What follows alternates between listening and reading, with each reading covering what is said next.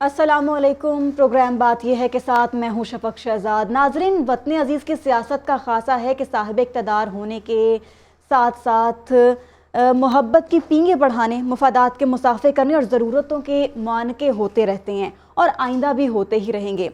जब तक ज़रूरत बाकी रहती है वज़ादारी और ख़ातिरदारियाँ जारी रहती हैं, और जैसे ही ज़रूरत ख़त्म होती है तो फिर आपस में नफ़रतों की सियासत शुरू हो जाती है। वज़ादारियाँ और ख़ातिरदारियाँ ख़त्म हो जाती हैं। हलीफ से हरीफ बनने का मौसम अंगड़ाई लेने लगता है। गोया काम ख़त्म हो तो ताल्लुक़ भी ख़त्म हो जाता है। अगर दोबारा काम पड़ेगा तो ताल्लुक़ फिर इस्तवार कर लेंगे। यानी एक दूसरे की ज़रूरतों से जुड़े ये सब लड़ते भी ज़रूरतन हैं और मिलते भी ज़रूरतन हैं। आम इंतखाबात करीब हैं। माजी में एक दूसरे को घसीटने और उल्टा लटकाने की भड़के मारने वाले एक मरतबा फिर बसात बिछाने के लिए बेताब हैं। नाजरीन, आज की बात यह है कि साबिक वज़ीर आज़म बेनज़ीर भुट्टो की 16वीं बरसी के मौके पर पीपल्स पार्टी ने 10 निकाती मंशूर का ऐलान कर दिया। बिलावल भुट्टो के नवाज शरीफ परिवार कहते हैं कि पंजाब से फासले ख़त्म कर देंगे, जबकि आसिफ अली जरदारी का कहना है कि पाकिस्तान में सिर्फ इस्लामाबाद बहुत गरीब है। सवाल यह है कि पीपल्स पार्टी के 10 निकाती मंशूर किस हद तक काबिल अमल होगा। फिर प्रोग्राम के दूसरे हिस्से में हम बात करेंगे कि मौरूसी सियासत, खानदानी जारादारी सब पर भारी है। पार्टी वर्कर्स नज़रअंदाज हो रहे हैं, इलेक्टेबल्स की मांग में इजाफा हो रहा है और जोड़ तोड़ की सियासत में भी तेज़ी आ रही है। नून लीग मुतहरिक है, फैसल साले हयात नून लीग को प्यारे हो गए हैं और नून लीग ने भी मंशूर पोर्टल लॉन्च कर दिया है, आवाम से राय मांग ली है। अब इसमें सवाल यह कि टिकटों की तकसीम में आम कारकुनों को नज़रअंदाज करने वाले मंशूर में किस हद तक अवामी राय को अहमियत देंगे। प्रोग्राम के आखिरी हिस्से में हम बात करेंगे कि लेवल प्लेइंग फील्ड का मामला सुप्रीम कोर्ट पहुंच गया है। तौहीन इलेक्शन कमीशन बानी PTI पर फर्द जुर्म मौखर जमानत के बावजूद शाह महमूद कुरैशी रिहा ना हो सके। फिर दूसरी जानिब टिकटों की तकसीम पर शेर अफजल मरवत और तैमूर सलीम झगड़ा भी आमने सामने है। सवाल यह कि मौजूदा हालात में क्या PTI को लेवल प्लेइंग फील्ड मिल पाएगी। इसी सारी सिचुएशन पर बात करेंगे, अपने तज्जियाकारों की राय जानेंगे। पैनल पे हमें ज्वाइन किया है नसीर वागा साहब ने, सलमान आबिदा साहब ने, रिजवान रजी साहब ने और बैरिस्टर हुसनैन चौधरी साहब ने भी हमें ज्वाइन किया। सबसे पहले सलमान आबिद साहब। सलमान साहब, बिलावल भुट्टो जरदारी पॉपुलर पॉलिटिक्स में बहुत ज़्यादा एक्टिव दिखाई दे रहे हैं। हमने देखा पहले भी और आज भी कि उन्होंने बड़ी अब तनकीद भी की अपने मुखालिफिन पर। स्पेशली अगर हम नवाज शरीफ की बात करें ना तो बहुत ज़्यादा तनकीदी निश्तर बरसाए जा रहे हैं उनकी जानिब से नवाज शरीफ पर। फिर दूसरी जानिब आज उन्होंने एक 10 निकाती मंशूर का ऐलान किया जिसमें उन्होंने कहा है कि वो आवाम को बहुत सारी चीज़ें देंगे, यानी सब्ज़ बाग दिखाए हैं उनकी जानिब से आवाम को। आपको क्या लग रहा है कि ये जो उन्होंने बातें की हैं ऐसा मुमकिन हो पाएगा? पहली बात तो यह है कि हमारे यहाँ जब इलेक्शन कैंपेन होती है तो सियासी जमातें एक दूसरे के खिलाफ लान तान बहुत करती हैं, और पीपल्स पार्टी इस वक्त अगर मुस्लिम लीग नून को तनकीद का निशाना बना रही है तो उसकी फितरी बात है, क्योंकि उन्होंने इलेक्शन में जाना है। और वो किस बुनियाद के ऊपर इलेक्शन लड़ेंगे, वो यही कहेंगे ना कि हमारे सियासी मुखालफिन जो है वो सब गलत है, हम दुरुस्त हैं। और इसी बुनियाद पर नवाज शरीफ साहब को टारगेट भी किया जा रहा है ताकि पंजाब से कुछ हमदर्दी का वोट हमें वहां से मिल सके। PTI पे तनकीद की जा रही है ताकि PTI के खिलाफ भी हमें कोई वोट जो है PTI के लोग वहां PTI को ना दें, हमें दें। तो ये तो हमारे यहाँ इलेक्टोरल पॉलिटिक्स का एजेंडा होता है, हर सियासी जमात इसमें बढ़ चढ़कर हिस्सा लेती है, एक बात। दूसरी बात यह है कि हमारे यहाँ इलेक्शन कभी भी पॉलिटिकल पार्टीज के मैनिफेस्टोज पे नहीं होते। अब आप देखिए ना, आप आज बता रही हैं कि PMLN ने जो है पोर्टल अनाउंस किया है, फिर वहां पे आएंगे इस्तेजाबी जाएंगी तो पता नहीं कब बनेगा, इतने में इलेक्शन हो जाएगा। अब पीपल्स पार्टी ने भी आज वो 10 नुकाती एजेंडा दिया है, ये मैनिफेस्टो है। मैनिफेस्टो जब आएगा तो देखेंगे डिटेल के अंदर वो क्या चीजें हैं। ये स्लोगन्स हैं बुनियादी तौर पे। अब ये स्लोगन्स जो है इमरान खान ने भी बहुत इस्तेमाल किए थे कि मैं इतने घर तामीर कर दूंगा, इतने लोगों को रोजगार दे दूंगा, इतने मुलाजमतें नहीं पैदा करेंगे, फला ये कर देंगे, फला ये आ जाएगा। इसी तरीके से PMLN ने भी पूरा पाकिस्तान जो है फतह करके दिखा दिया था कि हम ये कर देंगे, वो कर देंगे। पीपल्स पार्टी भी अगर कह रही है तो ये स्लोगन है, इससे ज्यादा इनकी कोई अहमियत नहीं। ग्राउंड रियलिटीज बड़ी मुख्तलिफ है। दूसरी बात यह कि हमें ग्राउंड रियलिटीज को समझने के लिए पीपल्स पार्टी का 15 साल सिंध का इक़्तिदार देखना पड़ेगा। पीपल्स पार्टी पिछले 15 वर्ष से सिंध के अंदर इक़्तिदार में है, और 2010 से लेके तो 18वीं तरमीम के बाद तो ज्यादा इख्तियारात सूबों में गए हैं। तो 13 साल में भी देख लें कि कितनी चीजें वहां पे दुरुस्त हुई हैं, कितने नौजवानों के लिए वहां पर जो है रोजगार पैदा हुआ है, या कितनी वहां पे हुक्मरानी का निजाम बहुत शफाफ हो गया है। ये सारे सवालात तो मौजूद है ना। इसलिए मैं हमेशा से कहता हूं कि पॉलिटिकल पार्टीज के पास कोई चूरन नहीं होता अपनी कारकर्दगी पर बेचने के लिए इलेक्शन के दौरान।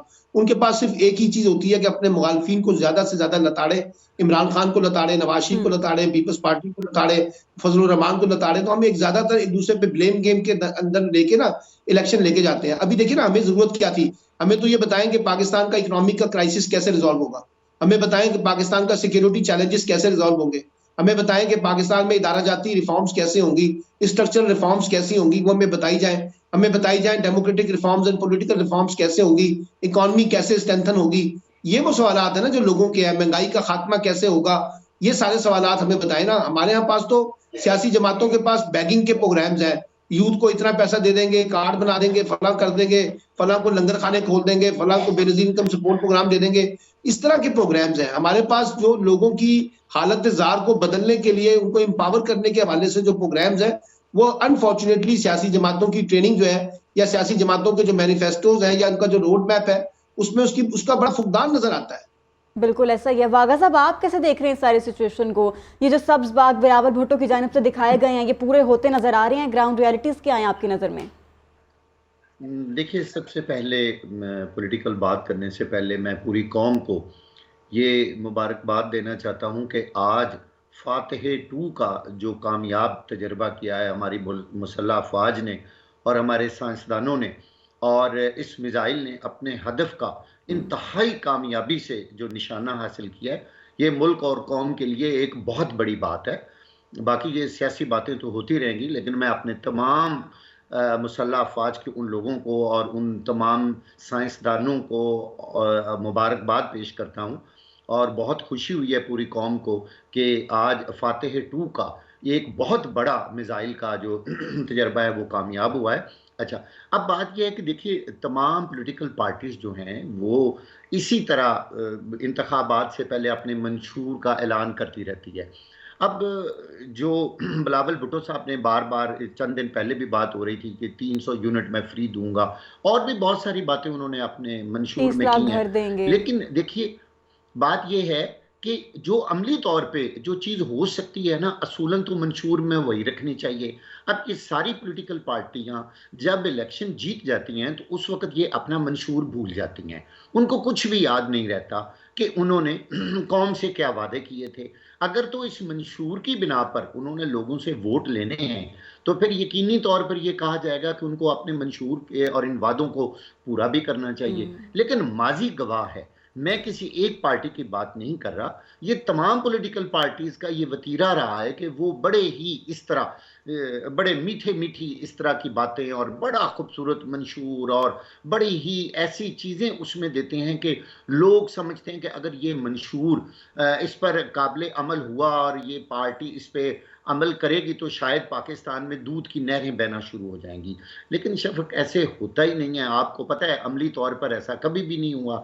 मैं ये समझता हूँ कि ये पॉलिटिकल पार्टीज अवाम को और ख़ास तौर पर सादा लो अवाम को जो है ये एक किस्म का धोखा देती हैं। कोई भी पॉलिटिकल पार्टी, मैं किसी एक पार्टी की बात नहीं कर रहा, सारी पॉलिटिकल पार्टीज ऐसा करती हैं, जो कि मेरा ख्याल है अवाम के साथ एक बहुत बड़ी ज्यादती है। इनको अमली तौर पर वो बातें बतानी चाहिए कि इस वक्त मुल्क किन किन मसाइल से दो चार है, वो मसाइल हल करें। भाई, बात यह है कि पाकिस्तान पीपल्स पार्टी हो, नून लीग हो, पीटीआई हो, कोई भी पार्टी हो, इस तरह के मीठे मीठे मंशूर और इस तरह की मीठी मीठी बातें करके अगर उन्होंने अवाम से इस तरह वोट ले लें, मेरा नहीं ख्याल अवाम अब इतनी बेवकूफ़ बनने वाली है। और वही मंशूर जो है वो सामने आना चाहिए जिस पे उन्होंने असल में अमल दरामद करना है। लोगों के जो मसाइल हैं वो सारी दुनिया के सामने हैं। पाकिस्तान को पता है महंगाई किस हद तक बढ़ चुकी। भाई, यही अभी कुछ अर्सा पहले इन्हीं की हुकूमत थी ना, बिलावल भुट्टो वजीर खारजा थे। बताइए उन्होंने क्या किया? 17-18 माह उन्होंने क्या काम किया? उन्होंने क्या बताया कि ये कौम किस तरह महंगाई की चक्की में पिस रही है? किसने पेट्रोल पे बातें की हैं? किसने बिजली पे बातें की हैं? किसने गैस पे बातें की हैं? किसने गरीब आवाम की बात की है? मेरा नहीं ख्याल किसी ने गरीब की बात की और आम आवाम तो महंगाई की चक्की में बुरी तरह पिसती जा रही है। और मेरा ख्याल है ये सिलसिला जारी रहना है। इसी तरह ये वोट लेते रहेंगे, लोगों को बेवकूफ़ बनाते रहेंगे और हमारे पास कोई और चॉइस नहीं है। क्या किया जाए? बिल्कुल ऐसा ही है। ब्रजी साहब, आप कैसे देख रहे हैं कि ये जो वादे बिलावल ने किए हैं, ये वादे वफा भी हो पाएंगे?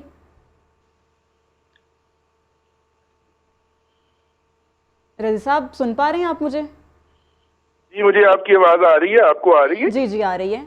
मैं आपसे पूछ रही थी कि बिलावल ने ये जो वादे किए मैंने ये सुन वफा लिया हो आपका पाएंगे? सवाल, मैंने आपका सवाल सुन लिया। जी जी। लेकिन हम बहुत जल्दी भूल जाते हैं। अभी ये पिछले दिनों जब अदालत ने डकैती करके और इंस्टॉल नहीं किया था और आइन को रीराइट करके और अपने ही फैसले को अनडू करके जब तक परवेज लाई को इंस्टॉल नहीं किया था, तो यहाँ पे कुछ दिनों के लिए इनकी हुकूमत थी हमजा शहबाज शरीफ साहब की। तो हमजा साहब ने एक स्टडी करवाई थी और वो स्टडी ये बताती है कि 63% लोग जो हैं वो 300 यूनिट या उससे कम इस्तेमाल करते हैं और उनका तकरीबन जो बनता है साल का एक्सपेंडिचर वो तकरीबन 22 अरब रुपया बनता है। तो बेनजीर इनकम सपोर्ट फंड से अगर उनको 22 अरब रुपया डाइवर्ट कर दिया जाए तो उनकी जिंदगियों के लिए आसानी लाई जा सकती है। तो ये काम उन्होंने किया, करने की कोशिश की थी, लेकिन याद नहीं रहता ना यहाँ पे लोगों को, या कन्वीनियंटली भूल जाना हम पसंद करते हैं। उस पे अदालत ने ठोक के स्टे दिया था क्योंकि उस वक्त नहीं चाह रही थी अदालतें कि उनके हाथों से कोई ऐसा काम हो जिससे अवाम की जिंदगी में रिलीफ आए। बाद में आके तो फिर परवेज लाई साहब ने वो पैसे फिर जैसे जैसे बांटे और वो अदलिया के हिस्से में भी आए। वो रजी साहब, अब दो पार्टियां यही मंशूर दे रही हैं, आईपीपीबी और पीपल्स पार्टी भी, ये 300 यूनिट बिजली वाला। ये अप्रूवल ले ली थी ना हमने आलमी अदारों से, इसकी उस वक्त अप्रूवल हो गई हुई है। तो अब इसको इम्प्लीमेंट करना जो है वो बहुत आसान होगा। हफ्ता 10 दिन 15 दिन के अंदर वो इम्प्लीमेंट हो जाएगा। मैं चूंकि ऑडियो पे ज्वाइन कर पा रहा हूँ तो मेरा नहीं ख्याल अभी तक शाह महमूद कुरैशी साहब के मौजू के ऊपर गुफ्तगू हुई है कि नहीं हुई। लेकिन बहरहाल ये कोई अच्छे ऑप्टिक्स नहीं है आइंदा इलेक्शन के हवाले से भी, उनकी क्रेडिबिलिटी के हवाले से भी, और जिस तरह शाह महमूद कुरैशी साहब को मैन हैंडल किया गया वो भी एक काबिल मजम्मत इकदाम है। अगरचे ये शाह महमूद कुरैशी साहब वो हैं जो जब दूसरों के साथ ऐसे हो रहा था तो वो किलकारियां मार रहे थे, कहके लगा रहे थे, ह्यूमिलिएट कर रहे थे, मजा ले रहे थे, इंजॉय कर रहे थे, और वो अकेले नहीं थे। उनकी पार्टी की क़यादत सारी यही काम करने में मसरूफ थी। लेकिन कोई भी जमहूरियत पसंद आदमी इस तरह के किसी रवैये की जो है वो सताइश नहीं कर सकता। ऐसा ही है। बैरिस्टर हसनैन साहब, आप कैसे देख रहे हैं? बिलावल तो कह रहे हैं वो सारे ठीक है, बैरिस्टर हसनैन साहब से बात करेंगे। सलमान साहब, आसिफ अली जरदारी की अगर हम बात करें ना, तो वो उन्होंने भी आज एक मैसेज दिया है। वो कह रहे हैं कि इस्लामाबाद वालों को नज़र नहीं आ रहा कि गरीब कैसे सोता है। किसको मैसेज देना चाह रहे हैं वो ये? अब जरदारी साहब पता नहीं किसको बेवकूफ बनाना चाहते हैं। वो जरा थोड़ी देर के लिए इस नुक्ते के ऊपर गौर फरमाए कि 18वीं तरमीम के बाद वफाक के मुकाबले में सूबे ज्यादा बाख्तियार है और सूबों के पास माली इख्तियारात, सियासी इख्तियारात और इंतजामी इख्तियारात वफाक से ज्यादा है। इसलिए अगर कोई चीज डिलीवर नहीं हो रही किसी सूबे के अंदर तो उसकी जिम्मेदार अब वफाकी हुकूमत कम है, सूबाई हुकूमतें ज्यादा है, और यही 18वीं तरमीम की एसेंस भी थी। तो इसलिए अगर कोई चीज डिलीवर नहीं हो रही तो जरदारी साहब जरा अपना फॉल्ट लाइन भी तलाश करें कि क्या वजह है कि सिंध के अंदर वो इनकलाब नहीं ला सके जिसका इनकलाब जो है वो लाने की बातें की जाती हैं या बिलावल साहब करने की बातें की जा रही हैं। अब बड़ा आसान होगा वफाक को गाली निकालना या इस्लामाबाद को गाली निकालना।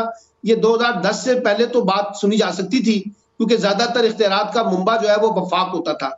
अब जब सूबों के पास है तो फिर सूबे ज्यादा बाख्तियार हैं और वो ज्यादा जिम्मेदार भी होंगे। पहली बात तो ये है। दूसरी बात यह है कि हमारे यहाँ जो सूबाई जमातें होती हैं, इन्हीं की जो सूबों में जमातें होती हैं, वो अमूमी तौर पर सूबाई कार्ड खेलती हैं। आपको मालूम है कि एक जमाने में केपीके का कार्ड भी खेला जाता था, बलूचिस्तान कार्ड भी खेला जाता था और सिंध कार्ड भी खेला जाता था। और इन कार्डों की अहमियत जो है 18वीं तरमीम के बाद कम हुई है, बड़ी नहीं है। अब लोग ये सवाल उठाते हैं कि भाई आपका जो सूबा है आपके पास क्यों नहीं डिलीवर कर पा रहे, क्या वजूहात है? वफाक ने तो कोई ज्यादती नहीं की है इनके साथ। अब ज्यादती अगर कोई हो रही है सूबे के लोगों के साथ तो वो सूबाई हुकूमतें कर रही हैं। और 15 साल से सिंध में पीपल्स पार्टी की हुकूमत है, 10 साल शहबाज शरीफ भी पंजाब में हुकूमत करके गए हैं, पर 10 साल पीटीआई ने भी केपीके के अंदर हुकूमत की है। तो मैं जाती तौर पर यह समझता हूँ कि जरदारी साहब जो मर्जी कहें, बादशाह आदमी है। और हमारे यहाँ तो तकरीरों में हर सियासतदान ऐसी ऐसी बातें करता है अपनी नाकामी का इतराफ नहीं करता कि हम खुद भी नाकाम हुए हैं डिलीवर करने में, हमारी अपनी नाइली क्या है, हमारी अकरबा परवरी क्या है, हम क्यों पीछे रह गए। हम समझते हैं कि हम ये बड़ा आसान काम होता है कि आप कहीं इस्लामाबाद पे ब्लेम दे दें, कहीं पंजाब पे ब्लेम दे दें, कहीं अमेरिका को जिम्मेदार करार दे दें, कहीं यहूदो हनूद के एजेंडे के साथ जोड़ दें। अपनी नाकामी का इतराफ नहीं करना। तो जरदारी साहब को, क्योंकि वो 18वीं तरमीम के चैंपियन भी बनते हैं ना, अपने आप को कहते हैं कि मैं 18वीं तरमीम का चैंपियन हूं, और पीपल्स पार्टी उसका क्रेडिट देती है और ठीक लेती है, लेकिन ये भी मानना पड़ेगा कि 18वीं तरमीम के आने के बाद सिंध में वो बुनियादी नौयत की तब्दीलियां नहीं आ सकी जो आनी चाहिए थी।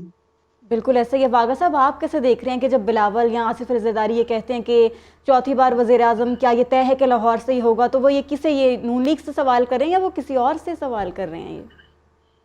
ये देखिए, एक तो आसिफ अली जरदारी साहब और बिलावल भुट्टो साहब को सबसे पहले सिंध के, अंदरूनी सिंध के ख़ास तौर पर जो लोग हैं उनके हालात ज़िंदगी देखने चाहिए। वैसे तो कराची का भी बहुत बुरा हाल है, आप लॉ एंड ऑर्डर की हालत देख लें, वहाँ सफाई की हालत देख लें, वहाँ पानी की हालत देख लें, वहाँ रोज़ कत्लो गारत की हालत देख लें। बात यह है कि पंजाब को वो आके कैसे ठीक करेंगे भाई, जो एक सूबे को ठीक अभी तक नहीं कर पा रहे। इस तरह के बड़े बड़े दावे करने हैं कि अगर हम बरसर इक़्तिदार आ गए तो हम पंजाब को और बाकी चारों सूबों को ये कर देंगे वो कर देंगे। भाई अब सबसे पहले उनके पास जो एक टेस्ट केस था वो था सिंध में गुज़िश्ता कितने सालों से पाकिस्तान पीपल्स पार्टी की हुकूमत है और वो बिला शर्कत गहरे वहाँ पे हुकूमत कर रहे हैं और उनके पास तमाम तर वो इख्तियारात हैं। लेकिन अफसोस का मकाम ये है कि उन्होंने वहाँ भी अपने आप को प्रूव नहीं किया। कोई भी पार्टी, मैं किसी एक पार्टी की बात नहीं करना चाहता, देखिए अगर कोई दूसरी पार्टी, अगर पीटीआई जो है उसने अपनी परफॉर्मेंस नहीं दी केपीके में तो वो भी जिम्मेदार है। अगर पाकिस्तान की किसी दूसरी पार्टी ने पंजाब में परफॉर्मेंस नहीं दी तो मेरा ख्याल है कि अवाम को परफॉर्मेंस चाहिए, अवाम को वो तमाम चीज़ें चाहिए। अब कब तक लोग इंतज़ार करेंगे, कब तक हम इस तरह के सियासी वादों पे अपनी ज़िंदगी गुजारते रहेंगे। अगर पाकिस्तान पीपल्स पार्टी इतने बड़े दावे करने आ रही है, भाई बिस्मिल्लाह आए, पंजाब को फतह कर लें। हम कब कह रहे हैं, अगर उनकी परफॉर्मेंस अच्छी होगी, लोग अगर उनको वोट देना चाहते हैं, उन्होंने अगर बहुत अच्छे काम किए तो यकीनी तौर पर लोग उनको प्रेफरेंस देंगे और उनको बरसर इक़्तिदार लेके आएंगे। आने वाला वक्त बता देगा। ये तो इंतखाबात है भाई, 8 फरवरी कौन सा दूर है, ठीक है, अभी पता चल जाएगा। आपका पॉइंट आ गया। रज़ी साहब, आप क्या कहेंगे इस हवाले से? ये दबे छुपे लफ्जों में बिलावल, आसिफ अली जरदारी किसको पैगाम देना चाह रहे हैं?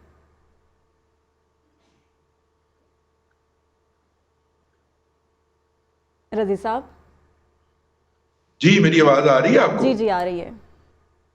मैंने कहा इसको ऐसे देखता हूं कि ये इलेक्शन कैंपेन है और इलेक्शन कैंपेन के नतीजे के अंदर वो अपना अल्लाह आपका भला करे, इसमें इस तरह के बुलंदो बांग लॉफ्टी क्लेम्स किए जाया करते हैं और इसके बारे में परेशान होने की जरा जरूरत नहीं होती ना।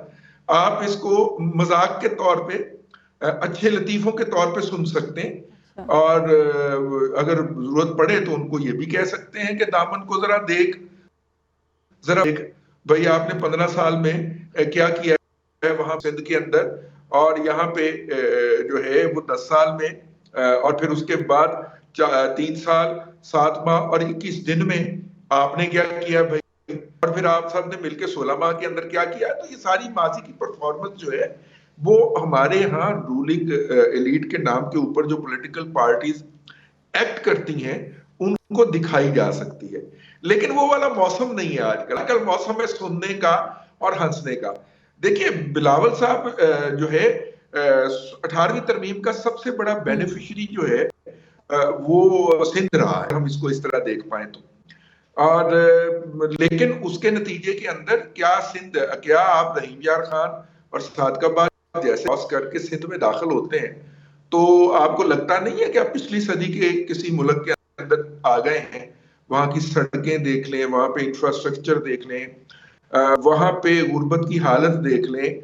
अभी हमारे एक दोस्त जो है उनके वालिद साहब फौत हो गए, कुछ दोस्त यहाँ से बाय रोड जो है वो दादू उनका अफसोस करने गए वालिद साहब का, तो उन्होंने कहा कि आज से 40 साल पहले जिस तरह के गांव देहात होते थे पंजाब के, उन्हें वैसा लगा कि वो 40 साल पहले के पंजाब के अंदर पहुंच गए हैं।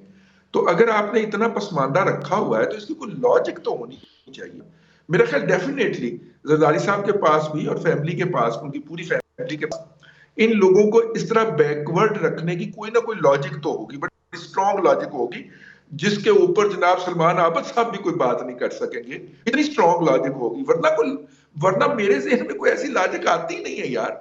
आपके पास सोर्सेज हैं, यानी पता चलता है कि वहां पे लाड़काना के चिड़ियाघर के ऊपर 24 अरब रुपए खर्च कर दिए गए। आज मैं खबर पढ़ रहा था, और बाद में जब ऑडिट होता है तो पता चलता है लाड़काना में तो कभी चिड़ियाघर रहा ही नहीं है, था ही नहीं। इस एक खातून है 18वें ग्रेड की, वो एक महीने में 24 लाख रुपए का फ्यूल ड्रॉ करवा जाती है। अब पता नहीं वो किस रूट पे गाड़ी चला रही थी। साहब, बहुत सारे सवालात खड़े हो जाते हैं इस तरह निजाम पर और सियासतदानों पर। प्रोग्राम में आगे चलकर हम नून लीग के इलेक्शन की तैयारियों के हवाले से भी बात करेंगे, मगर अभी वक्त है एक ब्रेक का।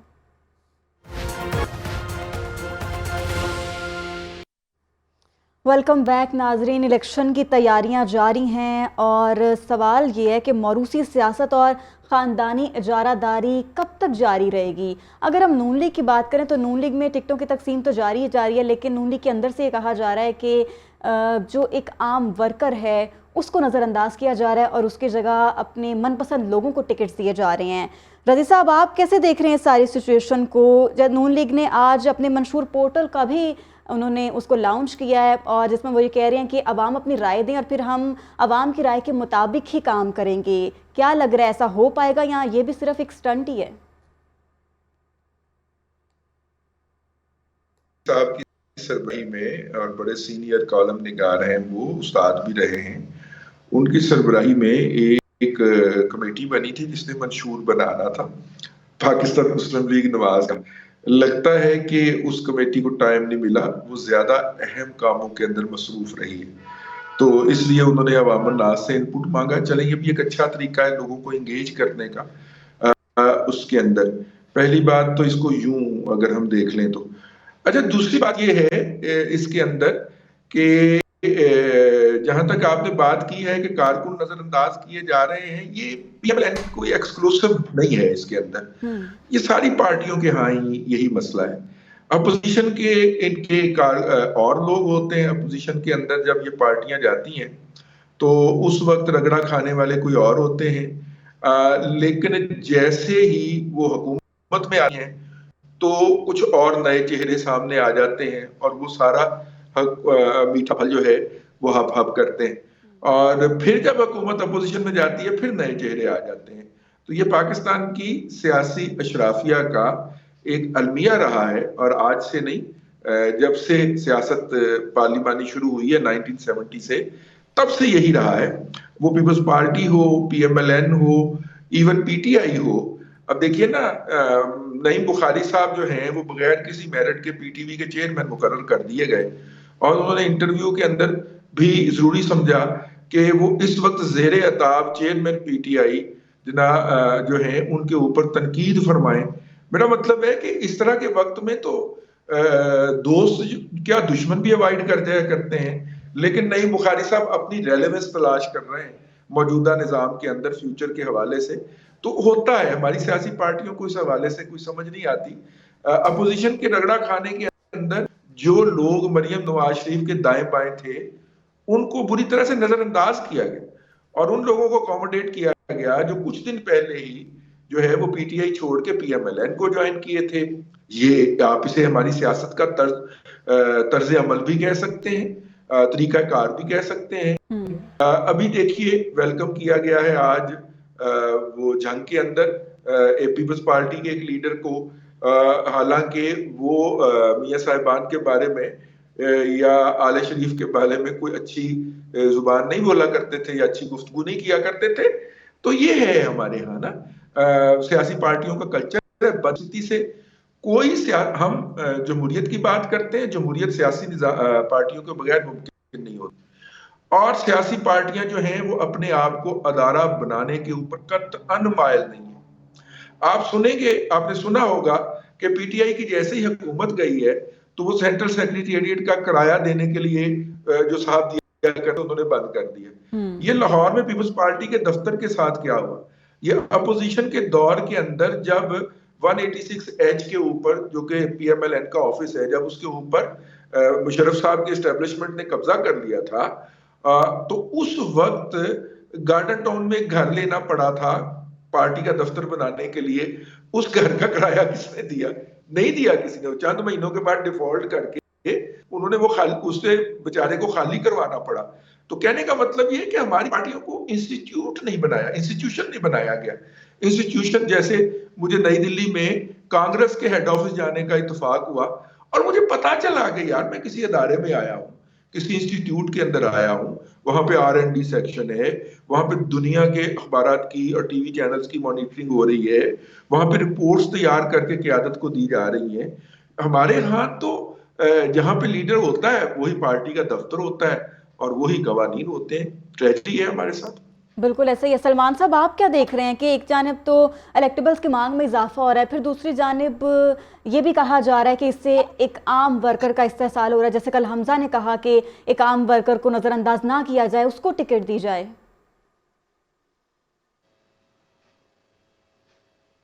सलमान साहब जी, आपको मेरी आवाज आ रही है? जी आ रही है। मैंने कहा कि हमारे यहाँ सियासी जमातें थोड़ी हैं, हमारे यहाँ तो खानदानी और निजी मलकियती कंपनियां हैं जो प्रॉफिट एंड लॉस की बुनियाद के ऊपर चलती हैं। इनको अगर आप सियासी जमातें समझना चाहती हैं तो समझते रहें, ये सियासी जमातें नहीं है, ये प्राइवेट लिमिटेड कंपनियां हैं। अब मसला ये है कि ये सारी सियासी जमातों के अंदर होता है, जैसे रिजवान रजी साहब ने कहा है, ठीक कहा है कि सारी सियासी जमातों के अंदर अकरबा परवरी होती है। अपोजिशन की पार्टी को अब और होती है, हुकूमत की पार्टी कोई और होती है। आपको तो ये भी मैं बताऊं, रिजवान रजी साहब नाराज ना हो, यहाँ तो पार्टी टिकटें भी बेची जाती हैं और हमजा शहबाज के जाती अकाउंट में पैसे जाते हैं, ये मैं आपको बता दूं।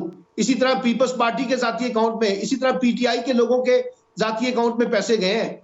इसलिए कि हमने तो अपनी पॉलिटिकल पार्टियों को डेमोक्रेटिक तरीके से बनाया ही नहीं है और ना बनाना चाहते हैं, ना ये हमारा एजेंडा है। ये खानदानी मलकियती जमातें हैं। यहाँ जुनेद सफदर तक क़यादत चलेगी इंशाअल्लाह, फिक्र ना करें, और यहाँ आसफा भट्टो तक और उनके आगे आने वाली नस्लों तक की क़यादत चलेगी। इसी तरह मौलाना फजलुर रहमान की जो क़यादत है वो उनके आगे नस्लों तक चलेगी, क्योंकि हमने तो डेमोक्रेटिक इंस्टीट्यूशन नहीं बनाने, हमने बाहर बैठ के जमहूरियत का बड़ा शोर मचाना है। और ये जब सियासी जमातें अपोजिशन में होती हैं तो इलेक्टेबल्स की बड़ी मुखालफत करती हैं और बरादरियों की सियासत की बड़ी मुखालफत करती हैं। जब टिकटें देने की बारी आती है तो सबसे पहले उनको देती हैं। फिर ये जो पैराशूट के जरिए सियासी जमातों में आते हैं, ये इनकी तरजीह बन जाती हैं। अभी आप देखिए ना, एक वो जो जबर की शादी होने वाली है इस्तेकाम पाकिस्तान पार्टी के साथ, आप देखिएगा सीट टू सीट एडजस्टमेंट भी होगी वहां पर PMLN की, किसके कहने पे की जा रही है ये भी सबको पता है। तो मेरा मतलब है कि हमारे यहाँ तो सियासी कारकुन जो है उसके पास सिर्फ एक ही ऑप्शन है, वो ये है कि जिंदाबाद मुर्दाबाद, या वो गुलामी कर ले बड़े बड़े खानदानों की और अपनी सियासी जमातों की क़यादतों की। उस गुलामी के नतीजे में कभी बादशाह साहब को तरस आ जाए तो वो आपको कोई टिकट जारी कर देगा, वरना आपके नसीब में बस गुलामी है। और वो बल्कि वो तो ये कहते हैं कि हम इन गुलामी की कीमत अदा करते हैं। सियासी क़यादतें कहती हैं हम इनको पैसे देते हैं लोगों को, और बाकायदा इनको खाने पीने करते हैं, इनकी नौकरियों को बंदोबस्त करते हैं, इनको इलेक्शन के दौरान जो है रोजाना की मुआवजा दिया जाता है। वो तो सियासी कारकुनों का इस तरह से मजाक उड़ाते हैं बाकायदा। मुझे याद है लाहौर में जब ख्वाजा तारिक रहीम ने इलेक्शन लड़ा था तो कुछ लोग उसके पास गए काम के लिए, तो उन्होंने कहा कि मैंने तो पैसे दिए थे आप लोगों को, यार आप मेरे पास क्यों आते हैं, मैंने अपना काम करवाना था, करवा लिया है। ये है हमारी सियासी जमातों का कल्चर। इसी वजह से पाकिस्तान में सियासत और जमहूरियत जो है वो कभी मजबूत नहीं होती, वहीं खड़ी है जहां उसको नहीं खड़ा होना चाहिए था। ऐसा ही है। बागा साहब, आप कहिएगा कि नून लीग ने जो मंशूर पोर्टल का इसको लॉन्च किया है और कहा है कि अवाम राय दे, हम अवामी राय पर काम करेंगे, क्या वाकई अवाम को इसका फ़ायदा होगा? ग्राउंड रियलिटीज़ क्या हैं? देखिए, एक तो सब लोगों को ये बात सोचनी चाहिए कि पॉलिटिकल पार्टीज को ना सिर्फ इलेक्टेबल्स चाहिए। अब इलेक्टेबल्स कौन हैं सारे लोगों को पता है, और पाकिस्तान की सियासी तारीख भी इस चीज़ की गवाह है कि वो लोग जो करोड़पति हैं, जिनके पास अरबों रुपया पैसा है, जिनकी बहुत मजबूत बैकग्राउंड है, या वो सियासी हो या मुआशी बैकग्राउंड हो, उन्हीं लोगों को हमेशा टिकट मिलते हैं। भाई ये जो मंशूर हैं, इस मंशूर पर तो किसी ने कोई अमल नहीं करना। जब हम ये बात करते हैं, जब हमजा साहब बार बार ये बात कह रहे हैं कि आम वर्कर को निगलेक्ट किया गया, उसको नज़रअंदाज किया गया, तो क्यों नहीं किया जाएगा? आप बताइए कि चाहे वो पीटीआई है, सबसे ज्यादा उम्मीदें लोगों को पीटीआई के साथ थी ना, जिसने ये कहा था कि मैं नौजवान नस्ल को, हम लोग ऐसे लोगों को सामने लेके आएंगे जो पुराने सियासतदान नहीं होंगे, लेकिन आखिरकार उनको भी पुराने सियासतदानों को लाना पड़ा। हमारे पाकिस्तान का जो सियासी निज़ाम है, इसमें ये एक बहुत बड़ी ज़रूरत और मजबूरी है इलेक्टेबल्स, यानी जब तक इलेक्टेबल्स नहीं आएंगे तब तक असेंबली में वो नहीं जा सकेंगे, लिहाजा उनकी गवर्नमेंट नहीं बनेगी। लिहाजा कोई भी जमात, मुस्लिम लीग नून जौन सा मर्जी मंशूर दे के देख ले, आप देख लीजिएगा उसका रिजल्ट सिफर होगा। भाई मंशूर तो पढ़ता ही कोई नहीं, मंशूर पे कोई अमल दरामद ही नहीं करता। अब आप ये देख लीजिए कि नून लीग के अंदर अब भी जो टिकटों की तकसीम हुई है, तो पीटीआई के वो लोग जो नून लीग में शामिल हुए हैं, उनमें बहुत सारे लोगों को जब टिकट मिले हैं तो जाहिर है वो नजरियाती लोग जो नून लीग के साथ कई सालों से मार खा रहे थे, उन्होंने बड़ी कुर्बानियां दी थी, वो सब लोग पीछे रह गए। यही वजह है कि पॉलिटिकल पार्टीज में इस तरह के खिलाफ पैदा होते हैं। जब दूसरी पार्टियों के पैराशूटर्स आ जाते हैं तो वो पार्टियों के जो असल लोग हैं, जिन्होंने वहां बहुत काम किया होता है, जिनकी बड़ी एफिलिएशन होती है, जिनकी बड़ी दिली एक रिलेशन पार्टी के साथ, वो सारा टूट जाता है। लिहाजा पार्टी सरबराह को तो इलेक्टेबल चाहिए, उनको उसके ज़हन में सिर्फ ये होता है कि जी मैं ऐसे लोगों को टिकट दूं वो जो जीत जाएं। हारने वाले को कोई टिकट नहीं देता। क्यों? आम वर्कर जो है उससे उनको उम्मीद नहीं होती, उनके पास इतना पैसा नहीं होता, उनके पास इतने सोर्सेज नहीं होते, वो 50-50 गाड़ियों का कॉन्वॉय नहीं लेके जा सकते, वो लाखों करोड़ों रुपया इलेक्शन पे खर्च नहीं सकते, और पॉलिटिकल पार्टीज का जो पार्टी फंड है उनमें करोड़ों रुपया भी वो नहीं दे सकते। पाकिस्तान के अंदर ये जो निज़ाम है ना पॉलिटिकल पार्टियों का और टिकट देने का और अपने इंतखाब में सामने लोगों को लाने वाला, ये बड़ा ही फरसूदा और बड़ा ही अफसोसनाक तरीक़ाकार है। इसमें आप देख लीजिएगा आम वर्कर जो है वो कभी सामने नहीं आता। हाँ, ये अगर क्रेडिट है तो ये पाकिस्तान पीपल्स पार्टी को जरूर जाता है कि उसने अपने ग्रॉस रूट लेवल के अपने छोटे वर्कर्स को भी उसने हमेशा उनको मौका दिया है। और पाकिस्तान पीपल्स पार्टी में निस्बतन दूसरी पार्टियों की निस्बत ये बात एक बेहतर नजर आ जाती है कि वो आम लोगों को भी टिकट देते हैं, आम वर्कर को भी सामने लेके आते हैं।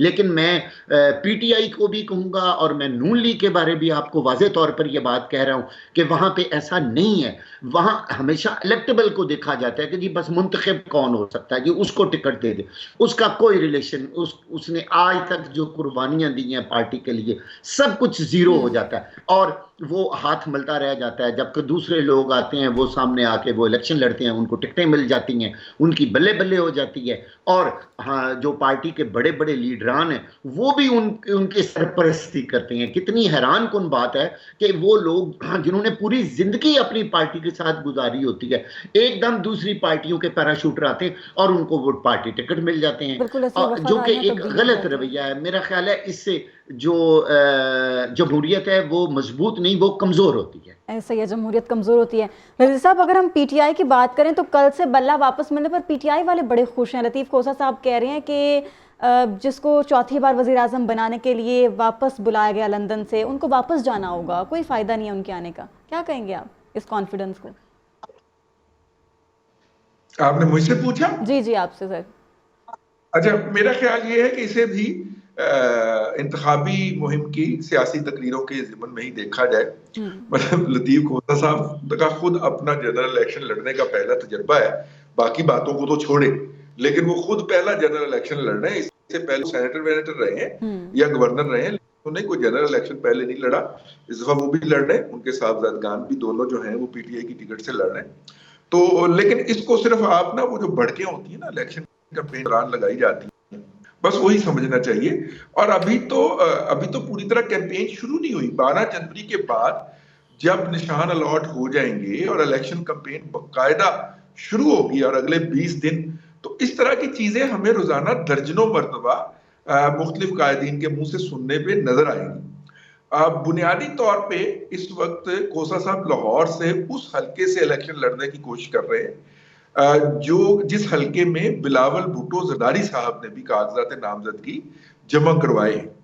और अगर वो कागजात नामजदगी अप्रूव हो जाते, और वैसे बाय द वे ये हल्का जो है ये नून लीग हारी हुई है, ये पीटीआई का हल्का है। तो अगर वहां पे बिलावल साहब जो हैं वो इलेक्शन लड़ते हैं और यहाँ पे जिस तरह की पॉकेट्स हैं उसके अंदर हमारे मसीही भाई भी शामिल हैं, उनकी बहुत बड़ी अच्छी पॉकेट्स हैं, और पीपल्स पार्टी के जो कैंडिडेट पिछली दफा हारे थे वो भी को 25-30 हजार 32 हजार शायद वोट लेके हारे थे, इस तरह का है। तो एक पॉकेट एग्जिस्ट करती है, उन्होंने देखभाल के वो हल्का चुना है। तो ऐसी सूरत के अंदर जो है वो लतीफ खोसा साहब को लेने के दे देना पड़ जाए। पीएमएलएन तो वैसे ही वो सीट हारी हुई है पहले, तो इसलिए मेरा ख्याल ये है कि वो इस तरह की बातें, इसको इलेक्शन की बढ़त समझा जाए। ठीक है, अब यहाँ पर वक्त एक ब्रेक कर वापस आएंगे, फिर हम दोबारा बात करेंगे कि पीटीआई को लेवल प्लेइंग फील्ड का जो मामला था वो सुप्रीम, और सवाल ये कि लेवल प्लेइंग फील्ड मिलेगी भी या नहीं।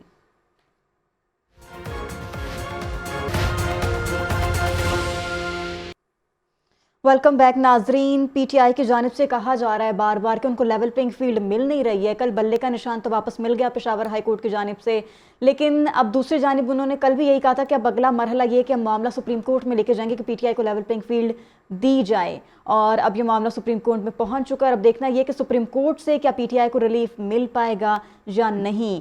सलमान आबिद साहब, क्या रीड कर रहे हैं आप इस सारी सिचुएशन को, कैसे देख रहे हैं? क्या वाकई वो जो लेवल प्लेइंग फील्ड का शिकवा ये दूर हो पाएगा? लेवल प्लेइंग फील्ड ना सही चले, फील्ड भी मिल पाएगी कि नहीं? देखिए, एक तस्वीर मैं करना चाहता हूँ रिजवान अजीज साहब की, जो इन्होंने कहा है ना कि वहां वो हल्का जो है पीएमएलएन का नहीं है, जहां से बिलावल साहब और लतीफ खोसा साहब इलेक्शन लड़ रहे हैं। वहां पहले परवेज मलिक इलेक्शन जीते थे मुस्लिम लीग नून के टिकट के ऊपर, फिर उनकी वफात के बाद जो सीट खाली हुई थी उसी सीट के ऊपर शाइस्ता परवेज मलिक ने इलेक्शन जीता है। तो ये इलेक्शन जो है पीएमएलएन ने वहां पे जीता है, 2013 में भी और 2018 में भी। एक बार का वजाहत में कर दूं क्योंकि मेरा अपना हल्का है, इसलिए मुझे उसका पता है।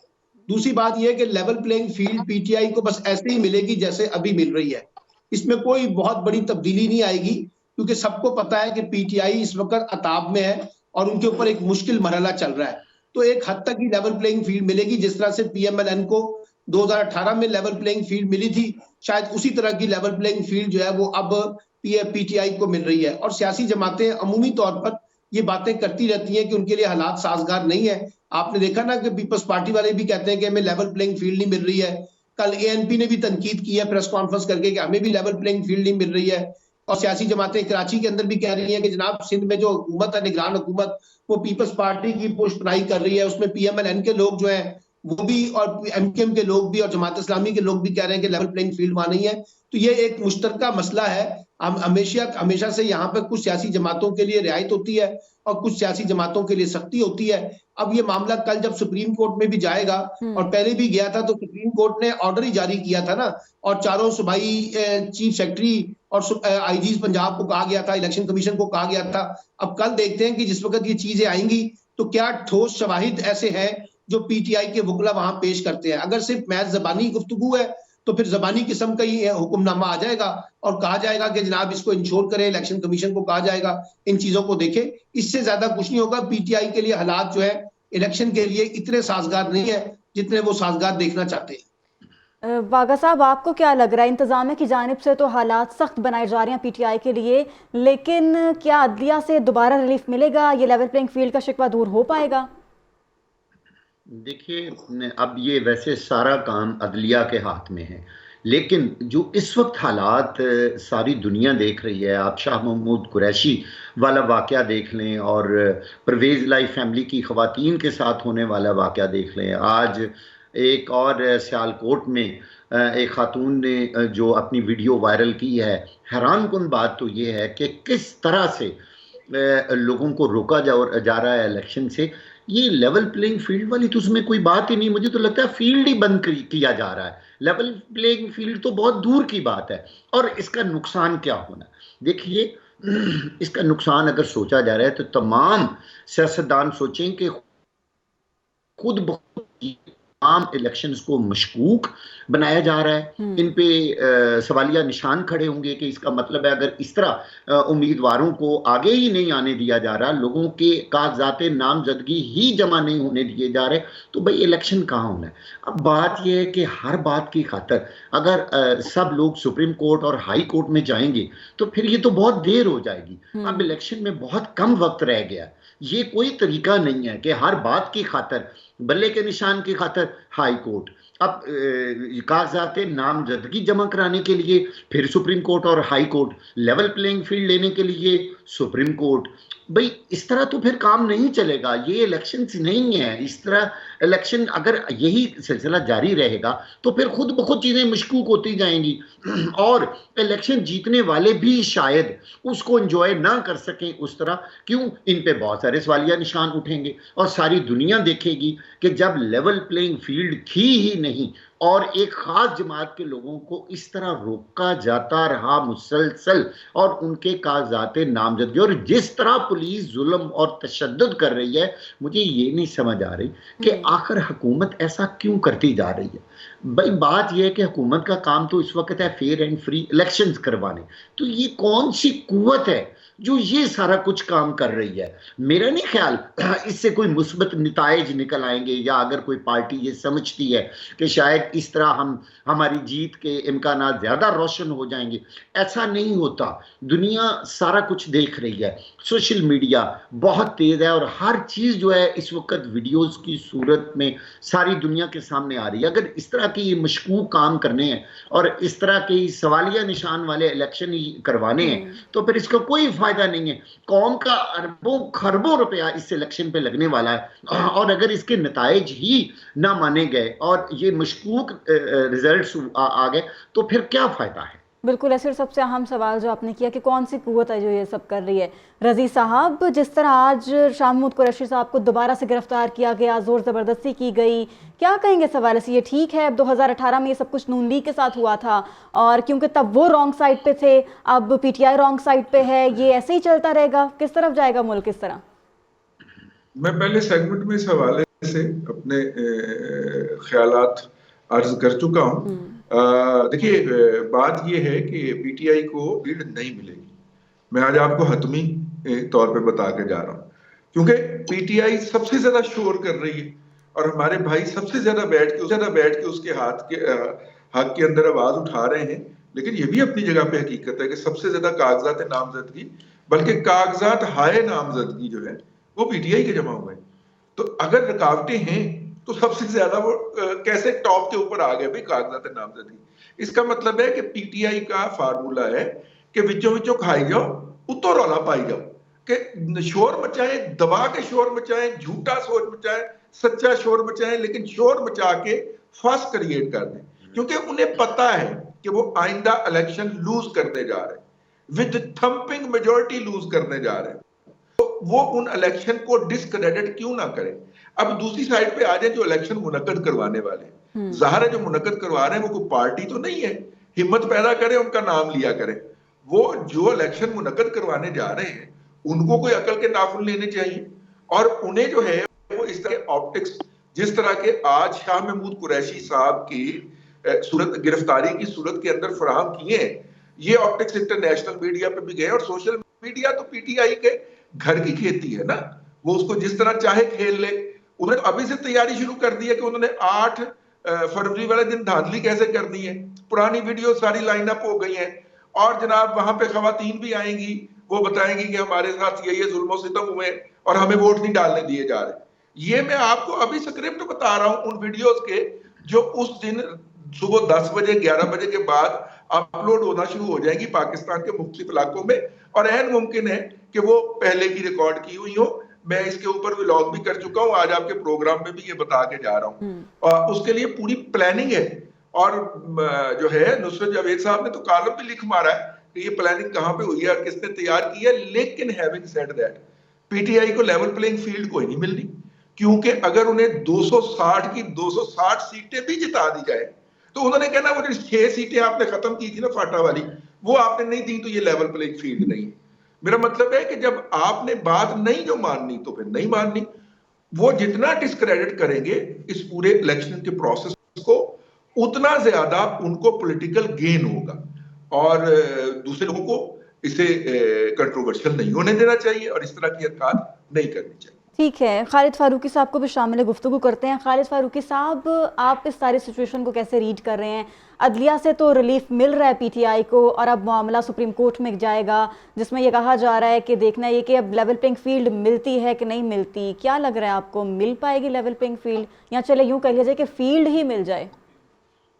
नहीं, फील्ड तो उनके पास है, बल्कि ये रजी साहब की बात बिल्कुल दुरुस्त है कि जितनी तादाद में इनके कागजात नामजदगी जमा हुए, क्या ऐसा मुमकिन था कि लेवल प्लेइंग फील्ड ना होती तो इनके कागजात जमा हो पाते? जितना शोर मचाया जा रहा है वैसे हालात नहीं है। जहाँ हालात हैं उसकी रीजंस हैं। रीजंस ये हैं कि पीटीआई के बहुत से लोग मुकदमात में इन्वॉल्व हैं। उन मुकदमात में इन्वॉल्व लोगों को जब आप फील्ड में उतारेंगे तो या तो उनको पहले आप क्लियर करवाते अदालतों से, आप अदालतों का सामना करते, आप मफरूर क्यों हैं, आप इश्तहारी क्यों हैं। कुछ जायज मुकदमात हैं, कुछ नाजायज मुकदमात हैं। 9 मई के जो वाकयात थे उस पर तमाम पीटीआई मुलव्विस नहीं है, लेकिन जो पीटीआई मुलव्विस है उन लोगों को अगर आप फील्ड में उतारेंगे, उनको अगर आप उम्मीदवार बनाएंगे तो उनके खिलाफ तो कानून हरकत में आएगा।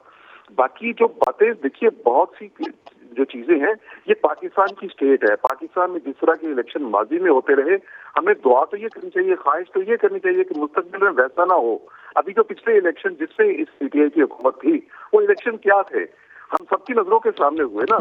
जिस तरह के वो इलेक्शन थे उसको इस पार्टी ने एक्सेप्ट किया था।